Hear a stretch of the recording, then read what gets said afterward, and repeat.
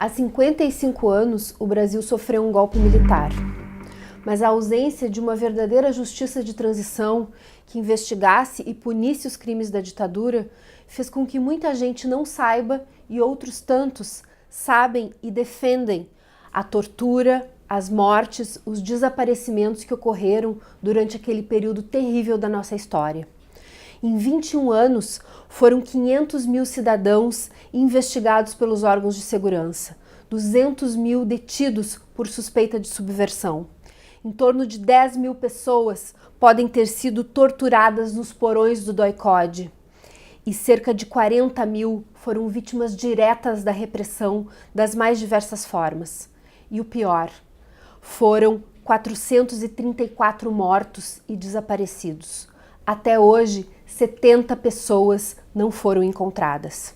Nós queremos justiça. A história do Brasil, na época da ditadura militar, não está bem contada. Tem gente que acha que aquela foi uma época de prosperidade econômica. Não é verdade. Foi uma época de grande endividamento público. Um endividamento que chegou em 1984, quando terminou a ditadura, a 53,8% do PIB nacional.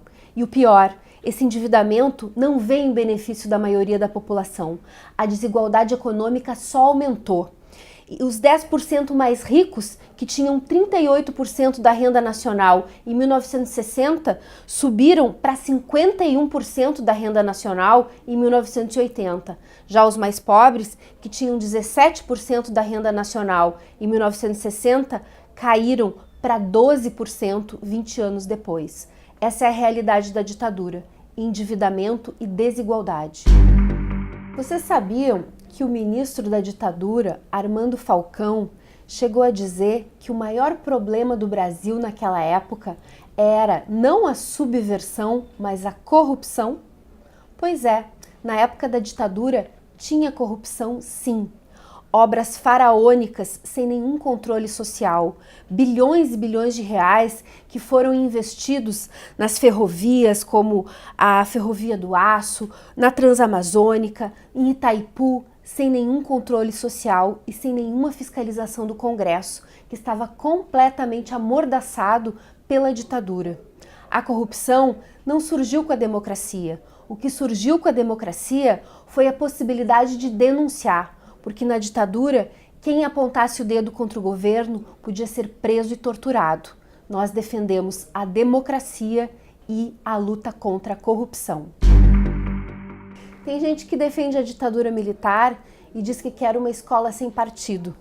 Mas o que eles querem mesmo é uma escola com mordaça, como era na ditadura militar. Naquela época, os estudantes e professores não podiam se expressar. Quem criticasse o governo podia ser expulso da escola ou da universidade. E o sucateamento da educação também começou na época da ditadura militar. Em 1969, uma emenda constitucional desobrigou o Estado a investir 12% do PIB na educação. Qual foi o resultado disso? Em 1978, o índice de investimento na educação baixou para 5%. Essa é a realidade da ditadura militar, sucateamento da educação e repressão aos estudantes e professores. Nós defendemos uma educação libertadora e democrática.